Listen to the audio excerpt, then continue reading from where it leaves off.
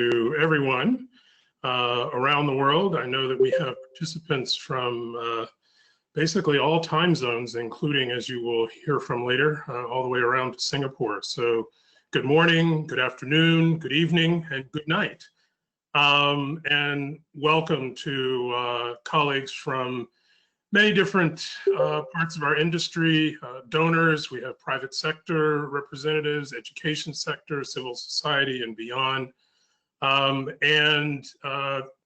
Joining us for the kickoff call for the Blended Finance for Education Community of Practice. We are thrilled to have you here, as Carolyn said, and I want to make sure, again, just to reiterate, to make sure that folks fill out the survey found in the chat box. To move our program along, I know there are still many people joining. We're expecting well over 100, and I imagine that folks will be getting on as they can. And as Caroline said, as you join, please be sure that you are not only muted, but that your video is off, as we're trying to preserve bandwidth for people who are in locations where the bandwidth is not as good as we would otherwise like. So, but without any further ado, I'd like to introduce Julie Kram, who is the Deputy Assistant Administrator in the Bureau for Economic Growth, Education and Environment, known for short as E3, and also Senior Coordinator of the United States International Basic Education Assistance. Her portfolio includes the Offices of Education and Gender Equality and Women's Empowerment. So without any further ado, Julie, let me hand over to you. Terrific.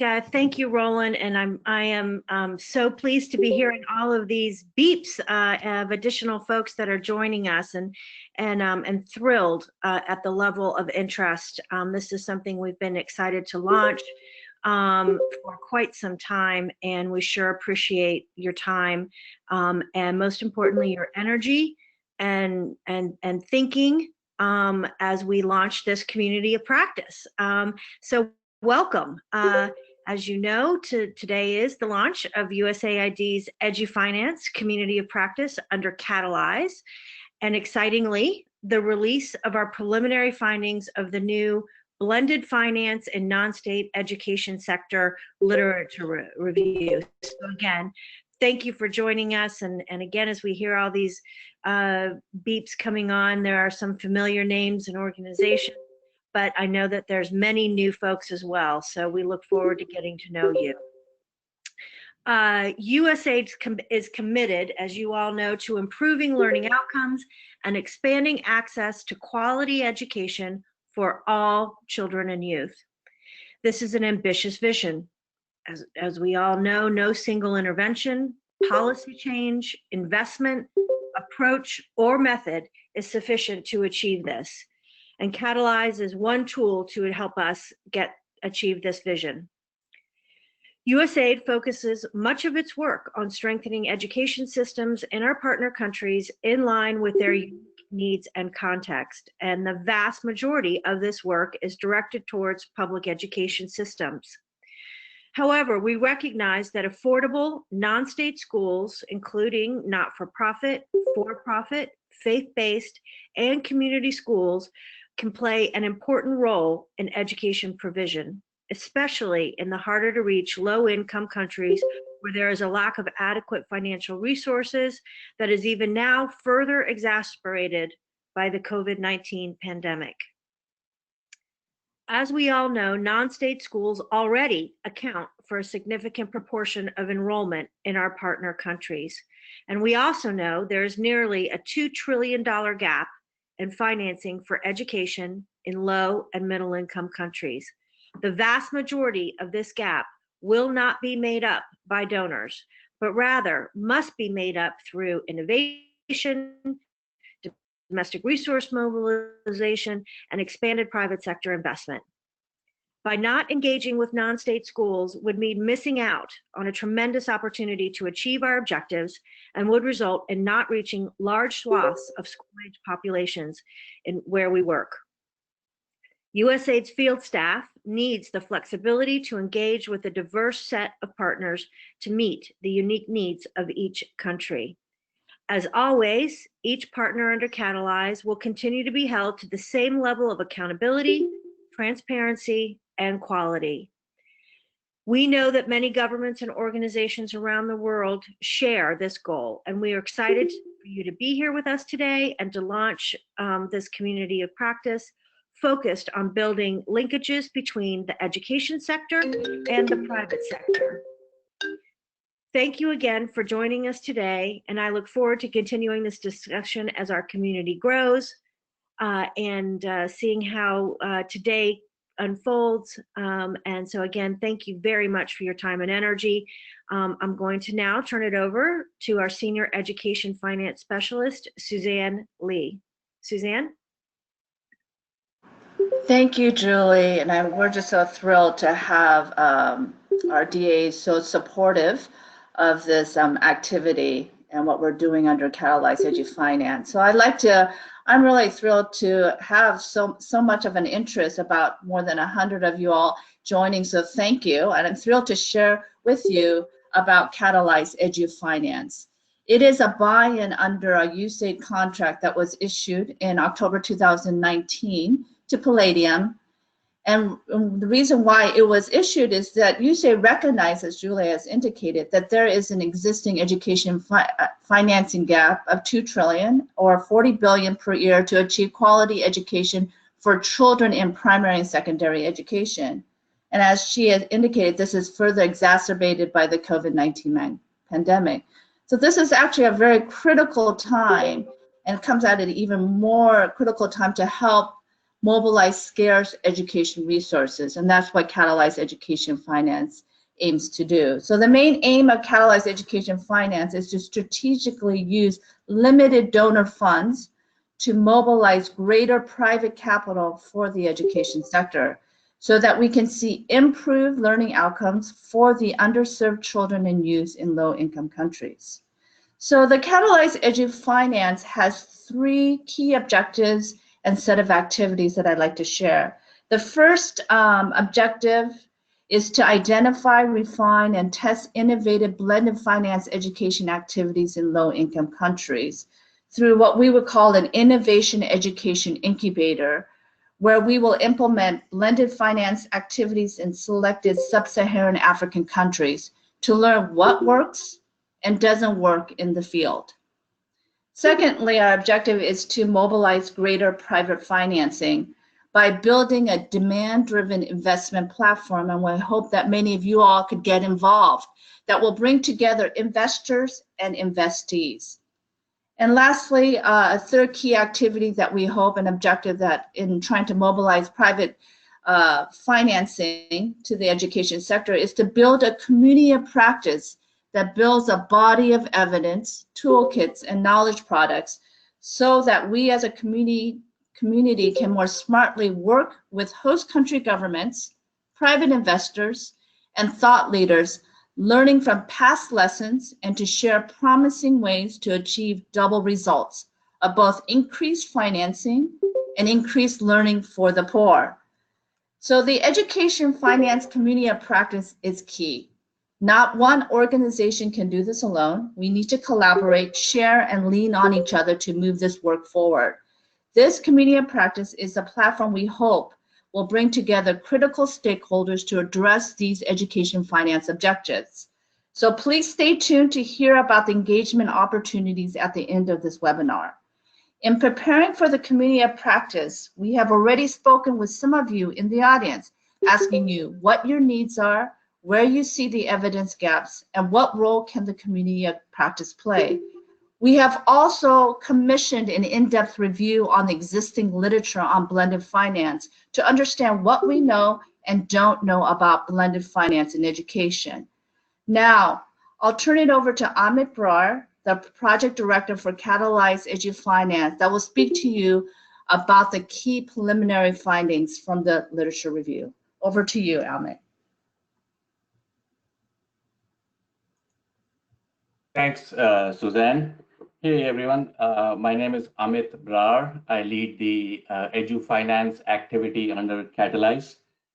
So glad you could all join us. Good morning and good day to everyone. I will be presenting to you a few slides that summarize key findings from the literature review.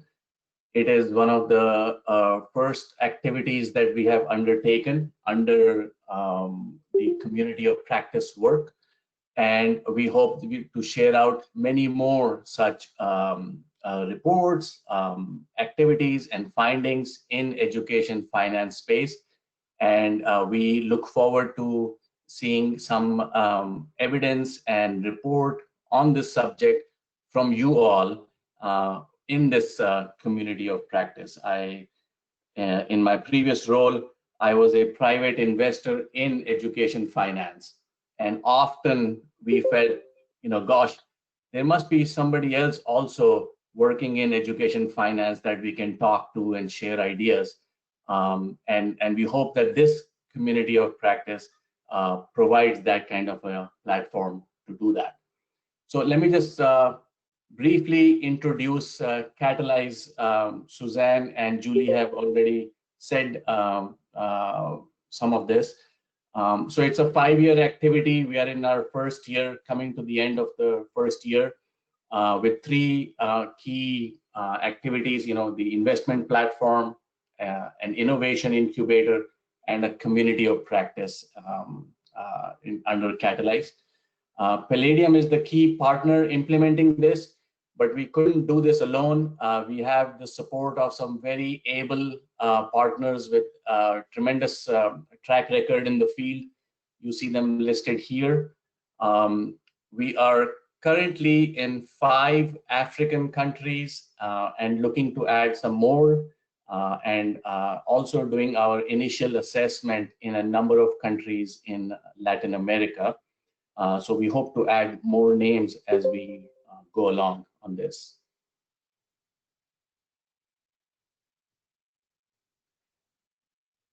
Turning now to the literature review, and before I say any further, I do want to acknowledge and appreciate our lead author and consultant, Susan Rodis, for authoring this report, for doing your extensive research in uncovering all the data on blended finance in education. So thanks, Suzanne, great job.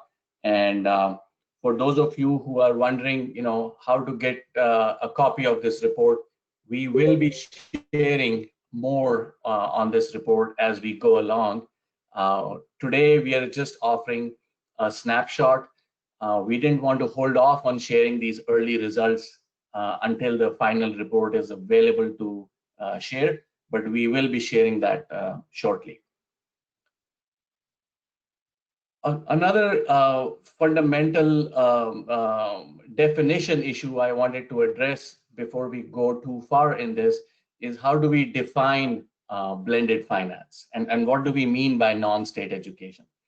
So blended finance, many of you know, is anytime commercial capital, private capital comes together with concessional capital, with donor capital for a strategic purpose, and often that purpose is development, and it could be for different sectors or different activities within the development sector.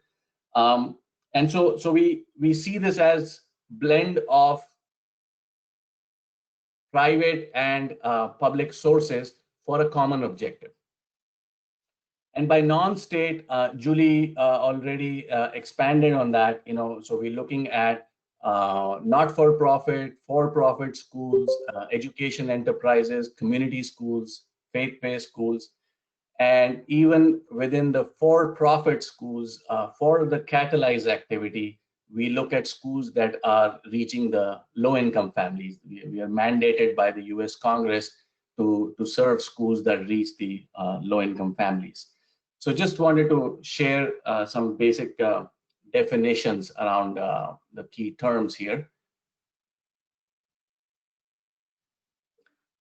And what does the landscape of finance and non-state education look like? This might help put some context to the findings that we share later on.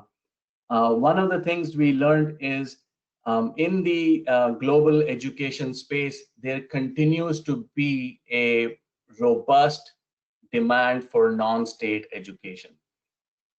Globally, the numbers average out to somewhere around 20% of the overall education needs are served by non-state sector. That figure could even be higher if you include the schools which are currently not registered. And that figure is a global average. It varies, goes as high as 60, 70% in some countries, down to as low as 5%. But that ratio of non-state education is continuing to increase and is a significant number. The other element that we noted here is non-state education and the different models of non-state education are often seen as thriving depending on the regulatory environment around that market. So where you see more accountability of all stakeholders, where you see more transparency, clearer regulations, more friendly regulations, you see different models of non-state education, each serving their own purposes, but greater overall coverage of the low-income families and their students. Being a non-state and private entrepreneurial-driven activity, it tends to be very fragmented. Entrepreneurs in all corners of the country, or school community leaders in different parts of the city or country will start off with their schools. So it tends to be a very fragmented market. And that's one of the key challenges to reaching this market is how do you access thousands upon thousands of these small schools? It is a challenge overall in the education market. We don't see companies which are very large with large balance sheets. Globally, maybe there are only about 15 companies that have revenues of over $100 million. And that can become a constraint in growing this market. And we'll speak a little bit more about it in the findings. And in terms of information and data, this sector, often has registered unlicensed schools, and we don't always see complete data with the ministries in the countries where these schools operate, and that can also be a hindrance in understanding this market. On the other side, in terms of suppliers of capital, Suzanne and Julie already articulated, we see a huge mismatch between the current supply of capital to non-state education as opposed to the demand for it. The numbers vary. One industry data point is $40 billion needed per year only to meet the primary and secondary school demand. And currently, the cumulative supply of blended finance that we see reported in some of the databases is not more than even $500 million. So less than or just around 1% of the overall demand is coming in from blended finance. Another reason for shortage of capital is the largest supplier of capital, which remains the government in many of the countries, tends to spend most of their budget on teacher salaries. So you don't have a lot left behind for other priorities, and that can again become a can lead to the supply shortage.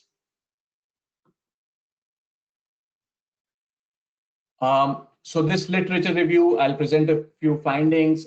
Just to summarize the objectives, to improve the understanding of blended finance, identify best practices and knowledge gaps, and gaps overall in meeting the global goals of education.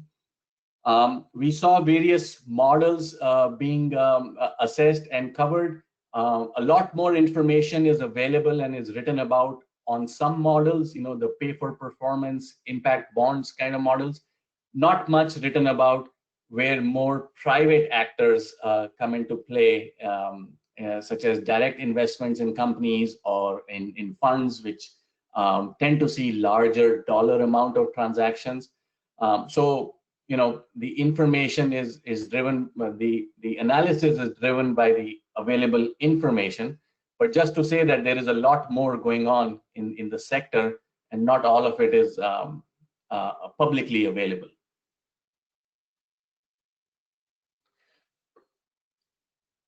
One of the key findings that I took away, that many of us who work in blended finance and education would also find striking, is that of the overall volume of blended finance that is being directed across the world, around 12% or less than 12% is directed at the low-income countries.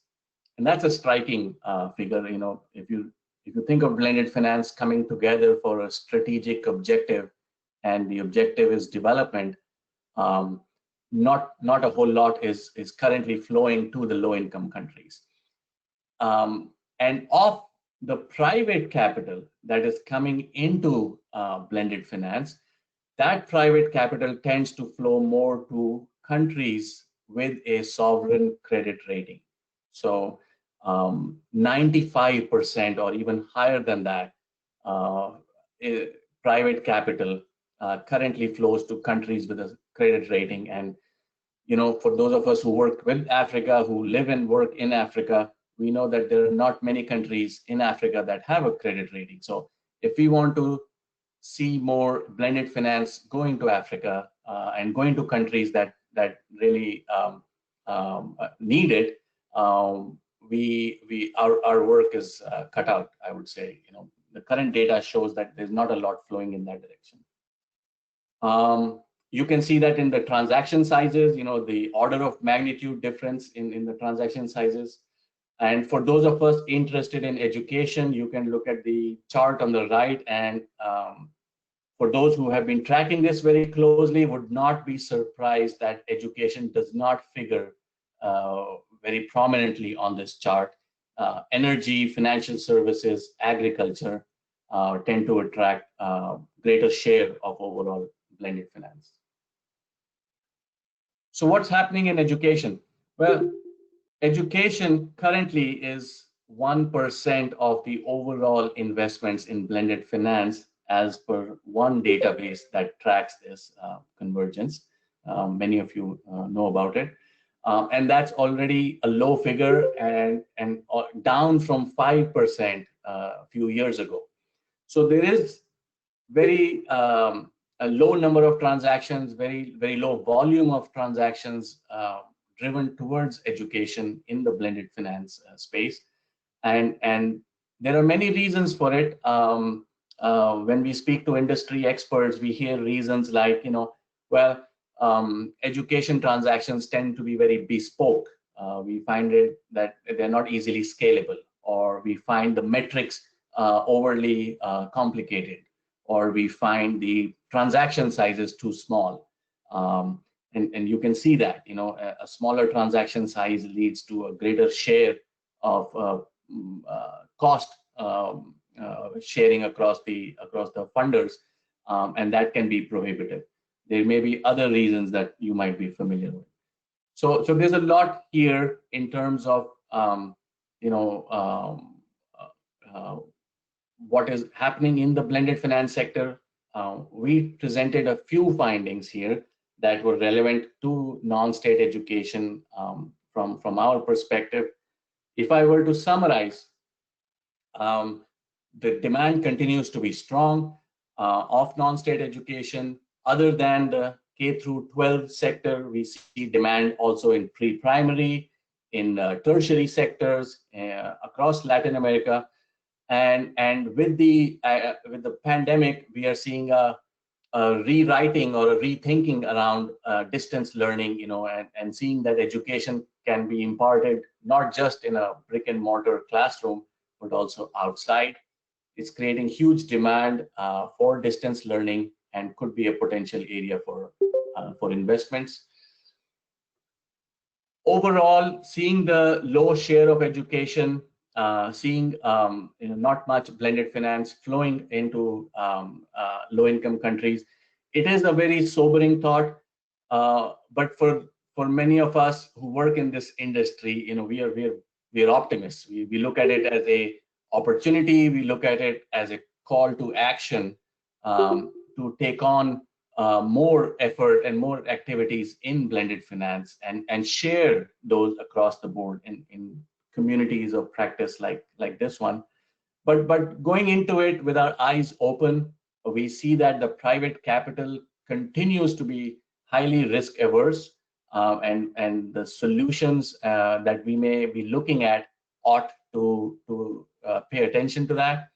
And of course, the big pandemic that we are all dealing with right now, with schools closed and banks are struggling to lend, struggling to recollect, that's going to play out in ways that we are still waiting and watching.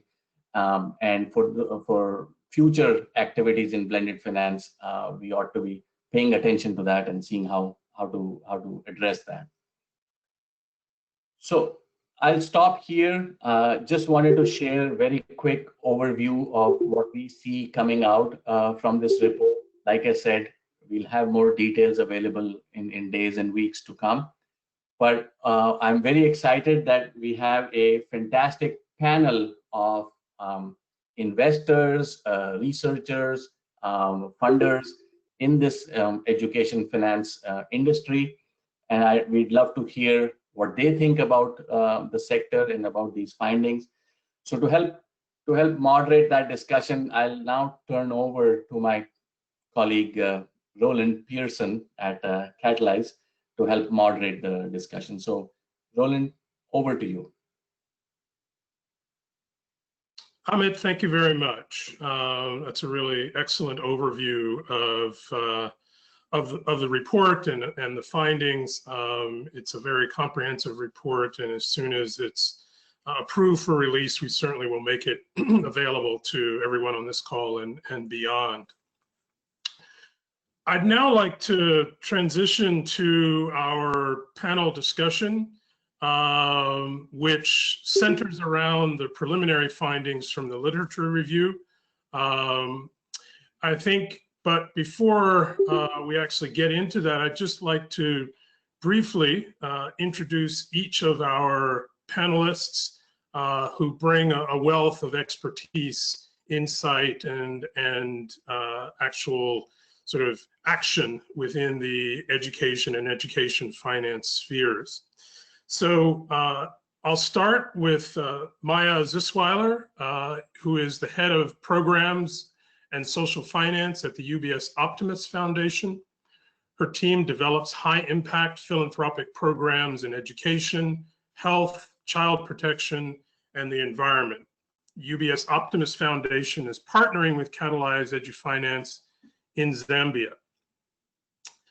Next, I'd like to introduce you to Sandeep Aneja, who is the founder and managing director of Kaizenvest, an education-focused investment firm headquartered in Singapore. Kaizenvest is the only education sector investor targeting emerging Asia and Africa, where it is regarded as a leading investor in the sector and a well-respected thought leader. Kaizenvest is partnering with CATALYZE EduFinance in South Africa. Suzanne Lee, whom you heard from earlier, is the Senior Education Finance Specialist in the Office of Education in the Economic Growth, Education, and Environment Bureau at USAID. She's also the Activity Manager for CATALYZE EduFinance. And last but certainly not least, Suzanne Rodis, who was the primary author of the literature review, is an education researcher specializing in education quality and access, innovative funding, and private-public partnerships. Prior to becoming an independent researcher, Suzanne worked in the World Bank Africa region and later in the private education department of the International Finance Corporation. And as I said, she is the researcher behind and primary author of the literature review.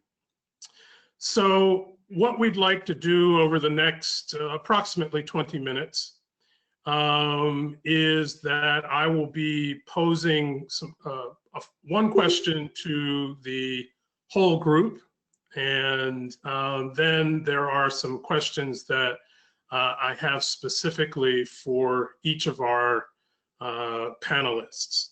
So, and of course, as Caroline noted at the top of the call, and I believe both Julie and Suzanne also noted, there is gladly a very active chat going on with some questions and answers going back and forth. So as is our tradition in this new world of digital communication in which we live, happy for you to both follow along with the conversation amongst our panelists, as well as continuing to put your questions into the chat, which we will try to answer, if not live during the session, certainly eventually afterwards.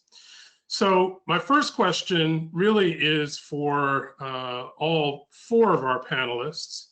And that question is, what stood out for you most about the state of blended finance for education from the literature review? And I'd like to start with Maya, and then I'll go to Suzanne, and then Sandeep, and then finally to Suzanne, who of course was the author, so it'd be nice to get her summary comments after the first three. So Maya, happy to get your view on what stood out for you in the literature review. Thank you, Roland. Yes, absolutely. So, I mean, UBS Optimist Foundation has been supporting non-state education and blended finance for several years. So it's really encouraging to see the preliminary report highlighting the increased role of non-state education and blended finance as a tool to enhance and complement funding provided by government and donors. I think one area that probably particularly attracted our attention in the report is the need to increase blended finance in low-income countries. In fact, the report highlights that over 95% of private finance mobilized through blended finance flows to countries with a credit rating which most low-income countries don't have. So two main reasons were highlighted, lack of investable opportunities and tailored approaches. And so I think what we've tried to do as Optimist Foundation is to leverage some of our philanthropic capital from high net worth individuals in partnership with others, of course, to create more investable opportunities in low income countries. So whether it be, by providing different forms of patient capital to make enterprises investment ready, either via grants, so convertible grants, or even public-private partnerships, investing into traditionally uninvestable opportunities via impact bonds, so allowing us to invest in nonprofits who don't have a revenue model, and of course, de-risking investments by providing first loss capital. But the other thing that I think the report highlighted is really important is to create tailored approaches in low-income countries with, and one way that we've looked at that is by providing incentives for both investors, enterprises, but also donors to deliver learning outcomes for more vulnerable children through performance-based payment mechanisms. We've piloted some of these innovative mechanisms, although first in low middle income countries and middle income countries, tried to gather and continue gathering evidence around what works and what doesn't, and then try to replicate it in low income country settings. And thanks to our association with a large bank, try to transition them to scale, as we're planning to do with impact bonds, moving from individual transactions to a fund concept. So really that attracting the attention to the fact that more blended finance is needed in low-income countries was really an area that really caught our attention. Great, thanks, Maya. Suzanne, what were some of your top line observations? Yeah, similar to what Maya just shared, what stood out for me was just a great decrease in blended finance in the education sector, as in percentage terms, although in the chat room convergence noted where the data comes from, that it may have not decreased, but in percentage terms, from it decreasing from 5% to 1% in the education sector, just clearly indicates that just a lack of financing in the education sector on the private side, and even on the public side, a majority of going into teacher salaries, especially in the low income countries, where resources are just really needed in order for the country to be able to provide quality education for all. So this finding really, just similar to what Maya said, it just really kind of strengthened the justification for a mechanism like CATALYZE EduFinance to really, and that's what we're trying to do, right, in sub-Saharan selected countries, and especially difficult places such as a DRC, Democratic Republic of Congo, because we have a real commitment to see how this would work in a conflict and crisis zone. And oftentimes in those kind of contexts, there are a lot of non-state education sector players, both in providing schools as well as providing ancillary services. So yeah, I think through CATALYZE EduFinance, we are hoping, and through partnering with organizations like UBS Optimist and Kaizenvest, that we really want to see how the best way to use our precious donor funds to incentivize large amount of private sector capital. How can that be done that's already in the global capital markets? We think that in addition, the investment community has seen that with the growth of young wealthy millennials, and we've seen this, they've approached us, these impact investors, they are demanding that their investments have a social impact as well as a financial one. So given this, I think the role that traditional donors can play can be an important role to incentivize investors by providing tools to mitigate perceived risks through market assessments, technical assistance, guarantees, first loss position that can complement low-income host country governments' constrained education budgets. It is also an important time where resources need to be stretched and used in the best possible way. And in order to do this, we need to bring together all the best minds from higher education institutions, research think tanks, and local education providers to bridge and link the private sector investors with official donor assistance and government finances, so that we can build the needed evidence. I think that's another thing from the literature review. There's a lack of evidence of how affordable, sustainable, quality education for all children in low-income countries can be achieved, how that is done. So some of my reflections. Thanks, Suzanne. Sandeep, what were your kind of top line thoughts in the literature review? Roland, you talking to me? Indeed, I am. Thank you, Roland.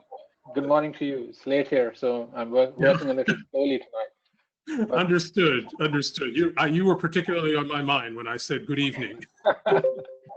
Yeah, no, really nice to be back in touch, and thank you, the CATALYZE team and Usaid, for this great opportunity to share our thoughts. Good news is that you've spoken what I was going to speak about this question, so I'll take a slightly higher road and come to that.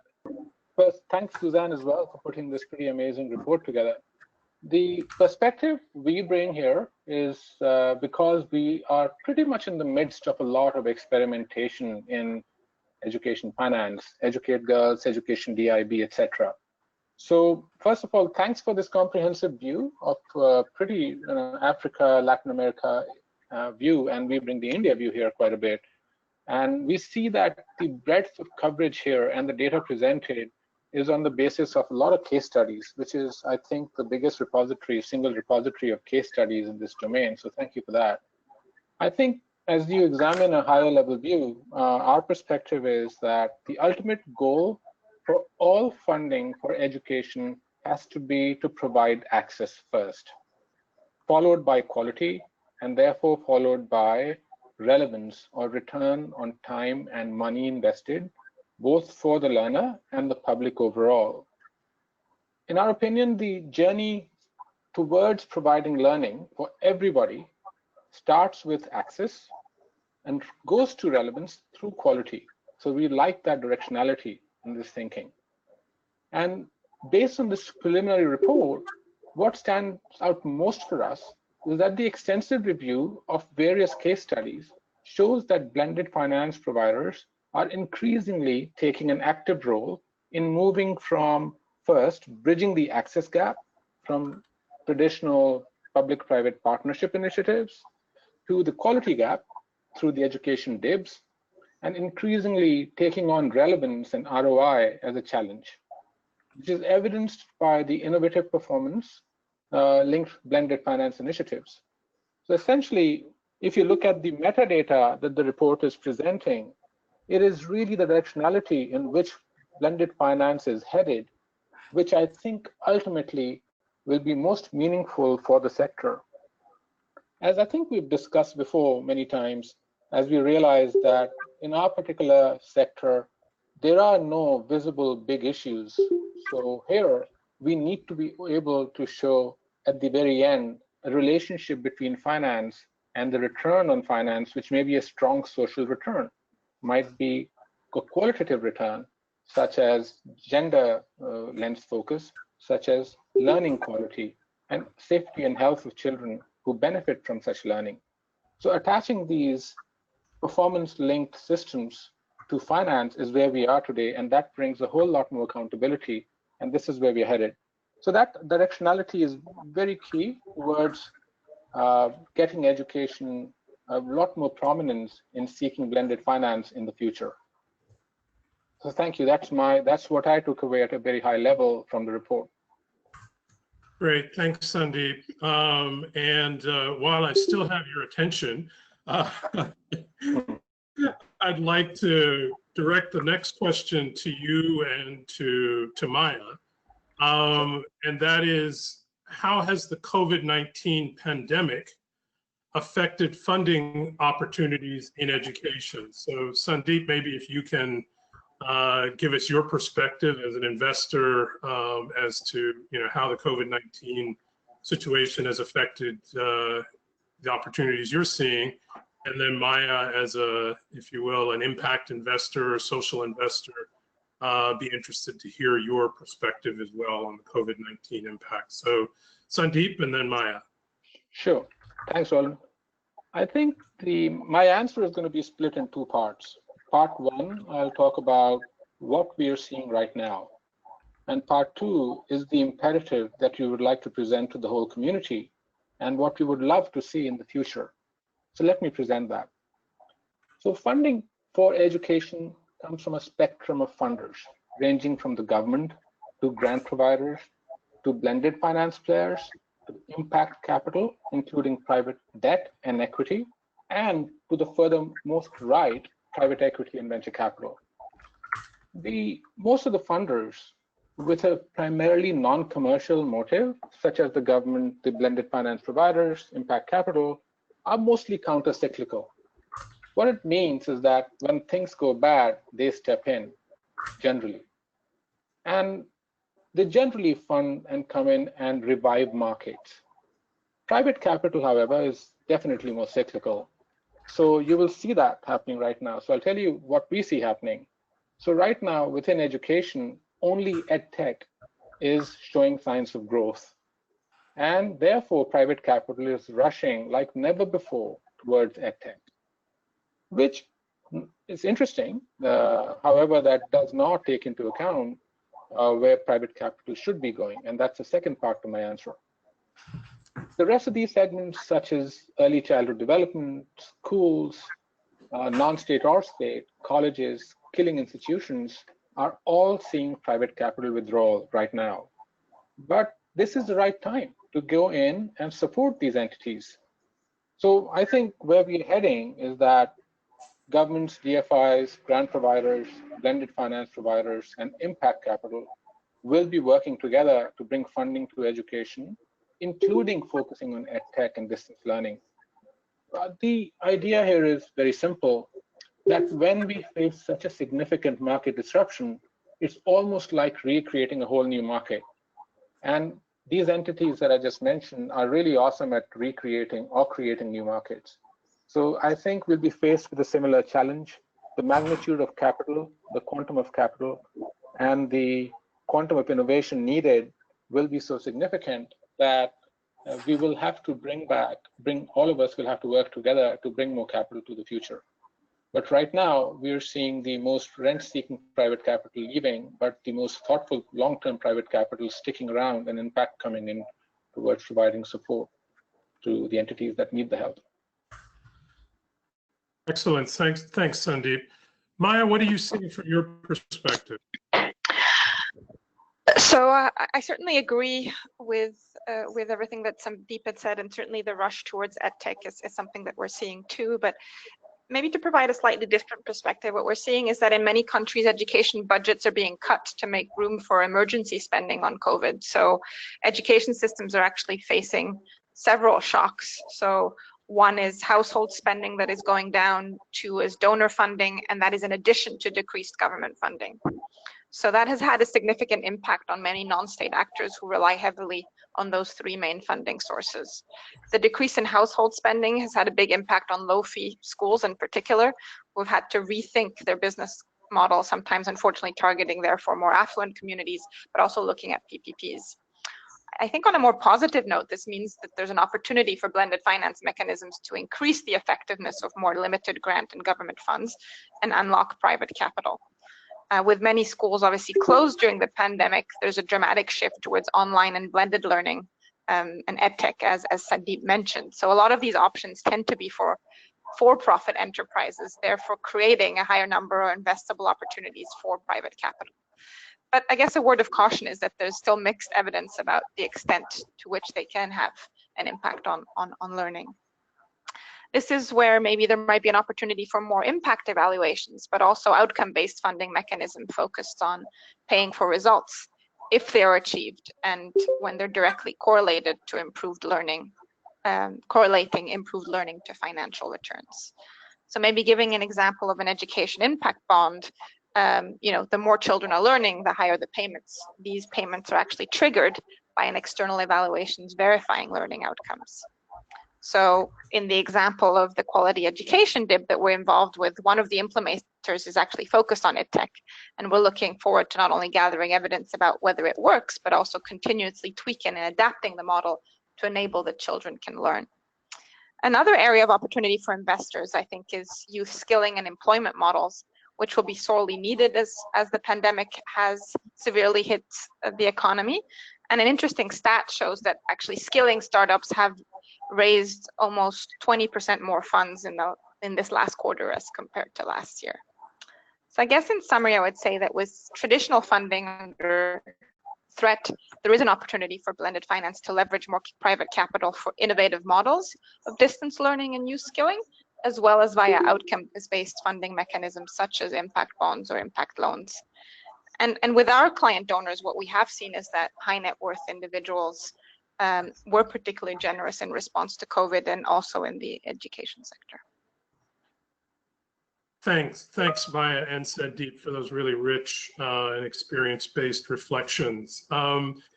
Suzanne, I want to turn to you, if I may, to ask a question specifically from your perspective, which is, how does USAID ensure the blended finance investments for education reach the most underserved populations? I believe this is a question that's actually already arisen in the chat, but be happy to hear your response. Suzanne?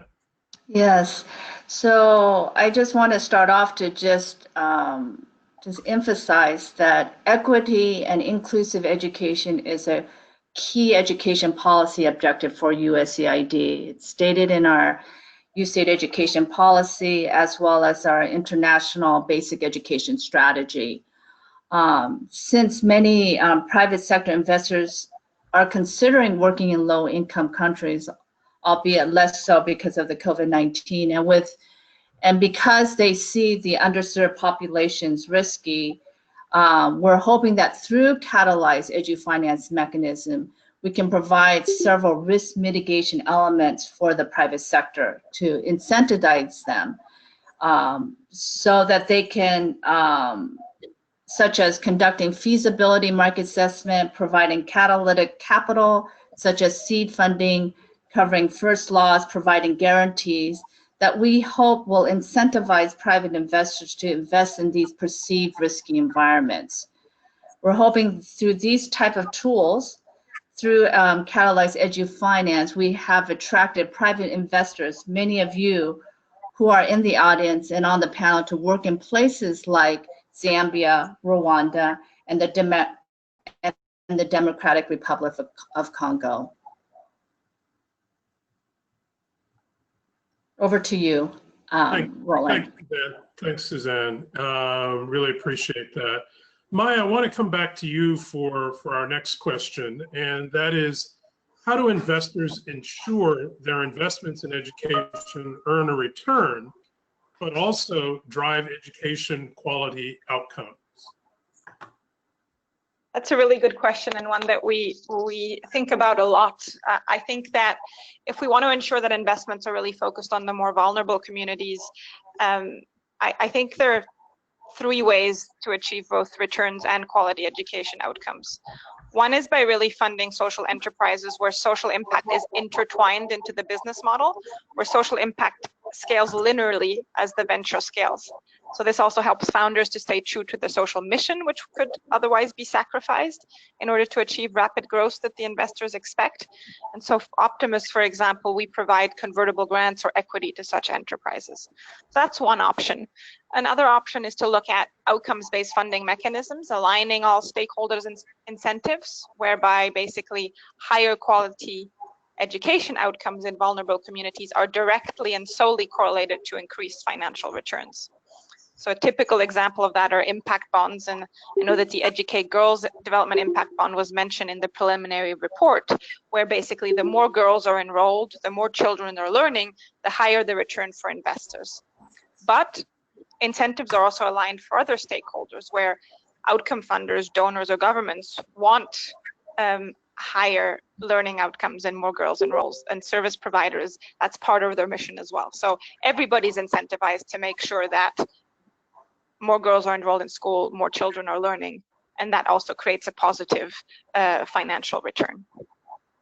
The other one that I'll mention, and that is linked to outcome-based mechanism, is linking increased financial return to quality education via a bonus for reaching certain education outcomes. So it's a slight tweak to the impact bond model. So unlike that example, this bonus payment is not the only contributing factor to increased financial return, but it's an added financial incentive, or people might call it an impact carry, that can help enhance both financial and social, in this case, education returns.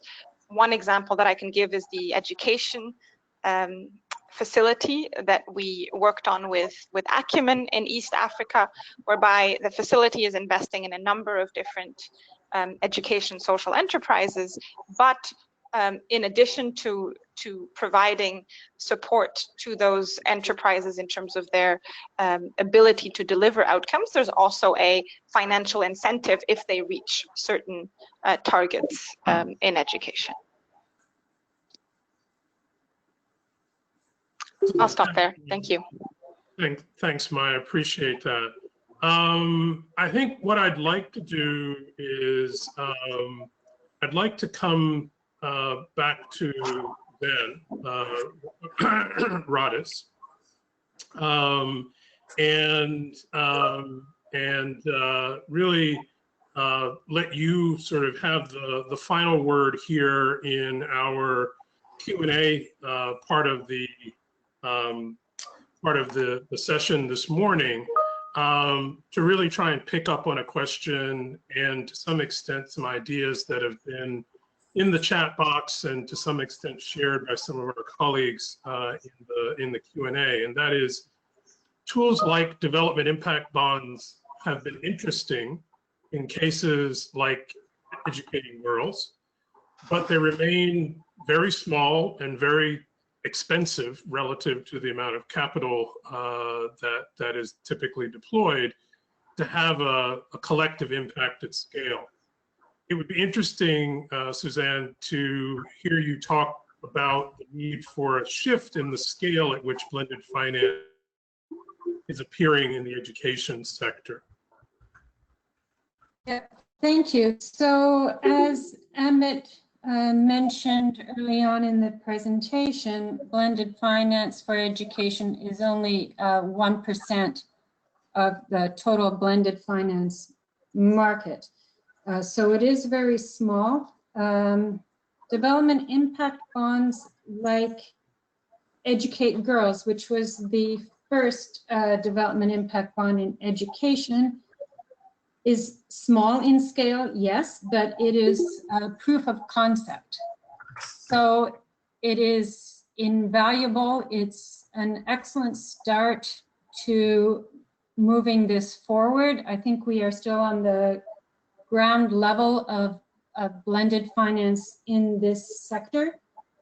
And Quality Education India, which is still being implemented and is going to reach a target of 200,000 primary school children that are low income, is building upon the findings and the success of Educate Girls. So we are seeing the impact of these innovative models, and they are going to extend their reach.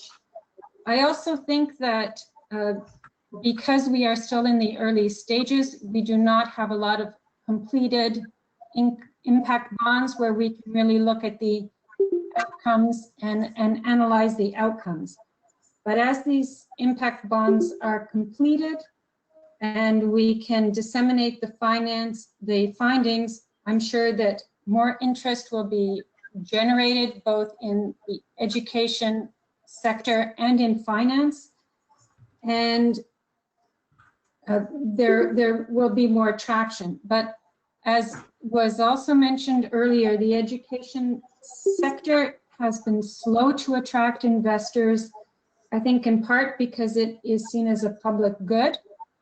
But I think with groups like the USAID CATALYZE community of practice in EduFinance and dissemination and discussion, we are only going to increase interest in innovation moving forward. Excellent, Suzanne, thank you. Really important insights there about the arc of learning and of taking lessons and adapting them and looking to scale them up. And so although I think we all recognize that investing in education, particularly investing in education for low-income populations in fragile markets, is an extraordinarily difficult task. We do have some lessons to pull from and adapt, and hopefully in the spirit of CATALYZE as being a platform on which people can learn and adapt and apply, that we'll start to see some acceleration of implementation of some of these good ideas. I think this has been an excellent insights from our panelists. Unfortunately, we are nearing the bottom of the hour. And so I know that there are still many questions in the chat box. We will certainly endeavor to collect those and to answer those. But I'd like to hand over to my colleague, Caroline Johnson, who opened the session, to give you some specific directions as to how you can carry forward this conversation and, more importantly, engage with CATALYZE, with USAID, with our partners to learn, not only learn, but also to implement some of the best of what we're hearing about today. But Caroline, without further ado, over to you to close us out. Thank you so much, Roland, and thank you all for being here. I realize we are at the bottom of the hour. Thank you for sticking around. I am thrilled, and it is my pleasure to formally invite all of you to the CATALYZE Blended Finance for Education Community of Practice. We are so excited that this community of practice is now live. Without taking too much of your time, I want to just briefly let you know about the goal and the primary objectives of this community of practice, which are really to build a coalition to then lead sustained engagement and dissemination, collect best practices, lessons learned in blended finance for education. Our goal is to work with you and learn from you about how to really advance non-state education around the world.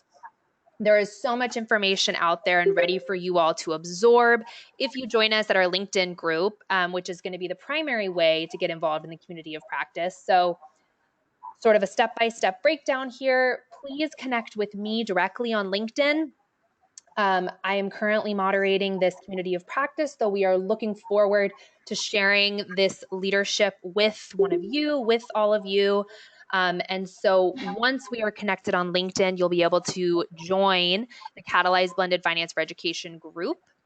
And then moving forward, we look forward to someday engaging in in-person sessions. And for now, a variety of virtual working group sessions, additional webinars like this, as well as, any and all of the innovative digital solutions for collaboration that we are all coming up with in real time in the middle of this global pandemic that we're still all involved in. So thank you so much for sticking around. Roland and our colleague Anne at USAID have shared the exciting update that our CATALYZE website is now live. So that's another place where you can continue to receive information about the CATALYZE EduFinance activity, as well as the community of practice. So thank you all very much, and I apologize that we ran over. I appreciate you sticking around. Please do get in touch with us at our email address, which is us.catalyze.edufin@thepalladiumgroup.com, and then look for more information from us on our website right there in the chat box for you. So it's been our pleasure to introduce you all to the community of practice, and we look forward to further engagement in the near future. Thank you all and enjoy the rest of your Tuesday. Take care, everyone. Thanks, Caroline. Maybe if you just want to Thank you very much.